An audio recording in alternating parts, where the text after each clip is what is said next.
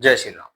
मकर राशि के जातकों, आपकी ही राशि के मालिक ग्रह हैं शनिदेव, और वो शनिदेव अब मीन राशि यानी आपकी राशि से तीसरे घर में गोचर करते हुए वक्री अवस्था में होने वाले हैं 26 जुलाई 2026 को। लगभग 138 140 दिनों के लिए शनि का वक्री होना आपकी राशि पर क्या प्रभाव दे सकता है, इसकी जानकारी मैं विशेष रूप से आज आपको इस वीडियो के माध्यम से देता हूं। सबसे पहले, कोई भी ग्रह अगर ब्रह्मांड में वक्री होता है तो वो सूर्य से दूर होने के कारण होता है, और सूर्य से उसकी दूरी उसकी प्रसन्नता को जाहिर करती है कि वो कंफर्ट जोन में है, अच्छा है, शक्त और शक्तिशाली है। उसको षडबल में एक अतिरिक्त चेष्टा बल भी इसी कारण मिल जाता है। यानी हम वक्री ग्रहों को कहेंगे कि वो शक्त और शक्तिशाली होते हैं। अब शक्त और शक्तिशाली में भी दोनों ही कंडीशन अप्लाई होती है कि आप बुरे करने में शक्तिशाली हो या आप अच्छे करने में शक्तिशाली हो। यानी वक्री ग्रह अगर बुरा कर रहा है तो वो और बुरा कर सकता है, अच्छा कर रहा है तो और अच्छा कर सकता है। तो ये शक्त और शक्तिशाली का जो नियम है वो इसी पे लगता है, लेकिन कंडीशन पे अप्लाई करता है कि आपके लिए वो कैसा है।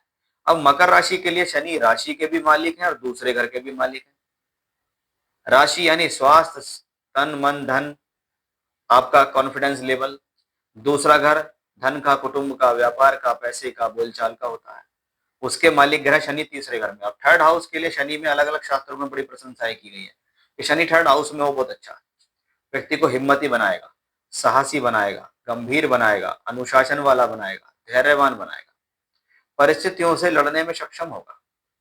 राशि का मालिक थर्ड हाउस में किसी ना किसी प्रकार से टूर से, ट्रैवलिंग से, यात्राओं से, कम्युनिकेशन से करके काम करना, इन्हीं चीजों से जुड़कर पैसे कमाना, ट्रैवलिंग का लाइफ में ज्यादा हो जाना, यात्राओं का जुड़ जाना, इन चीजों से शनि रिजल्ट देते हैं। अब वो शनि वक्री हो गई, ग्रह वक्री है यानी ग्रह पहले से स्ट्रांग है थर्ड हाउस में। तो थर्ड हाउस का सबसे की पॉइंट क्या है? आपका एफर्ट और आपका साहस थर्ड हाउस में आता है। यानी आपके एफर्ट और आपके जो साहस हैं वो पहले के मुकाबले ज्यादा बढ़ने वाले हैं, इंक्रीज हो जाएंगे। आपका कॉन्फिडेंस लेवल पहले के मुकाबले बहुत अच्छा होने वाला है कि आप खुद अब महसूस करेंगे कि मेरा आत्मविश्वास पहले से अच्छा है, मैं कार्य के प्रति पहले से फोकस कर रहा हूँ। यही वो भाव है जहां से व्यक्ति रिसर्च करता है, जहां से कुछ खोज के निकालता है कि मैंने अपने कार्य क्षेत्र के प्रति एक्स्ट्रा एफर्ट्स लगाए। अगर हम देखें तो थर्ड हाउस में शनि वक्री हुए आपके, अगर इसको करियर के पॉइंट ऑफ व्यू से देखें तो पुरानी योजनाओं की वापसी ऐसा ग्रह दिखा सकता है कि पिछले समय में आपने कोई काम किया हो, उस प्रोजेक्ट को छोड़ दिया हो, फिर से उस पर जाइए, फिर से उस पर काम कीजिए। ये राइट समय है उसको करने का, शुरू करने का, क्योंकि ऐसी स्थिति में आपके परिश्रम में वृद्धि हो रही है। शनि आपसे अधिक मेहनत करवा कर आपको अच्छा परिश्रम करा के मेहनत देते हैं। ऐसी स्थिति में जो कर रहे हैं, जैसे कर रहे हैं, उसे उसी रूट पे करें, शॉर्टकट से बचें। यानी जल्दी से नहीं, स्थिरता से करें। कार्यस्थल पर सहकर्मियों के साथ कुछ अनबन की संभावना बन सकती है, जिसमें विशेष तौर पर आपको अपनी वाणी पर संयम रखना होगा। अगर आप नौकरी बदलने की सोच रहे हैं तो थोड़ा फैसला सोच समझ कर लें कि दूसरी कंपनी में जाने में फायदा है भी या नहीं।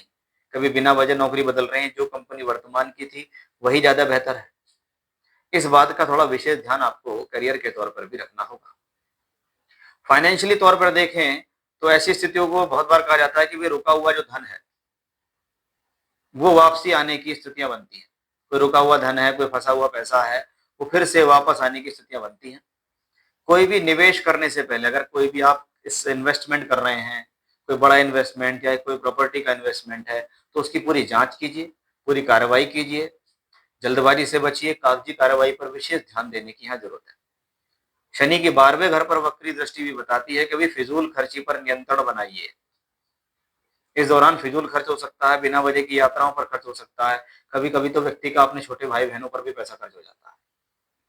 तो वो यहाँ संभावना दिखाई देती है। अगर इसको पारिवारिक जीवन के हिसाब से और रिश्तों के हिसाब से देखा जाए तो भाई बहनों का भाव है तीसरा भाव, और वहां पर शनि वक्री है। तो आप अपनी तरफ से तो पूरा उनको दे रहे हैं, लेकिन फिर भी कभी कभी क्या है, व्यक्ति पूरा कर्म करते हुए भी उसको लगता है कि अधूरापन है। कभी कभी बिना वजह की गलत फहमियों से संबंध खराब हो जाते हैं, बिना वजह की गलत फहमियों की वजह से दाम्पत्य जीवन में प्रॉब्लम आता है, आपकी भाषा शैली खराब होती है, आपकी भाषा शैली कठोर हो जाती है। तो आपको कठोर वाणी से बचना होगा। सामाजिक रूप से स्थिति ठीक है, साहस और पराक्रम में वृद्धि करने वाली होगी। आत्मविश्वास बेहतर रहेगा, लेकिन ओवर कॉन्फिडेंस से आपको यहाँ बचना है।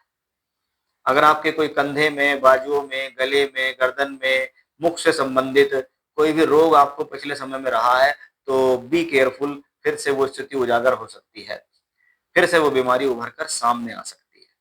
उस बात का विशेष ध्यान आपको रखना है। जोश आप में रहेगा, साहस आप में रहेगा, गंभीरता रहेगी, उसी के साथ आपको चलना है। जो चीजें कर रहे हैं वैसे करते रहिए। जीवनचर्या पर विशेष ध्यान दीजिए कि आप वर्कआउट सभी प्रकार से करिए। शनि की दृष्टि ही पंचम भाव पर है, तो एकाग्रता को बढ़ाने के लिए ये समय अच्छा है। यानी जो एजुकेशन कर रहे हैं उनके लिए अच्छा है, क्योंकि शनि राशि का मालिक होकर पंचम भाव को देख रहा है। प्रतियोगी परीक्षाओं के लिए अच्छा है। किसी भी चीज का जितना ज्यादा रिवीजन या दोहराव करेंगे उतना आपके लिए बेहतर है, क्योंकि शनि का वक्री होना, और वो भी थर्ड हाउस में, जो सीधे सीधे इस बात को दर्शाता है कि ये संबंध, ये जो समय है, ये आत्ममंथन का समय है। मेहनत कीजिए, पिछली गलतियों से सीखिए, कुछ नया करने की कोशिश कीजिए, उस पर वर्क कीजिए, तो आपके लिए बेहतर रहेगा। शनि की नवम भाव पर दृष्टि, और वो वक्री भी है, जो नवम से सप्तम में बैठे हुए हैं शनि, तो थोड़ा सा फादर के साथ मिसअंडरस्टैंडिंग ना हो जाए, इसका भी ध्यान रखें, और पिता के स्वास्थ्य को भी ध्यान रखकर चलना होगा। बाकी कोई बहुत बड़ी समस्या है, बहुत बड़ी परेशानी तो नजर आती नहीं है। ऐसी स्थिति में जब कभी भी वक्री होने के ग्रह के दौरान आपका कोई मन परेशान हो या घबराए, तो भगवान कृष्ण से संबंधित कोई भी मंत्र आप उठाइए, उसका मानसिक रूप से जाप कीजिए, उसकी चैंटिंग कीजिए, माला से जपिए, काउंटर से जपिए, जैसे आपका मन करे जपिए, वो बहुत आपके लिए रिलीफ देने वाला बन जाएगा। तो ये था अभी मकर राशि के जातकों के लिए, ये जो शनि का गोचर वक्री होने वाले हैं, ये आपको कैसा फल देगा। अमूमन से देखें तो ये एक पॉजिटिव एस्पेक्ट ही है। जय श्री राम।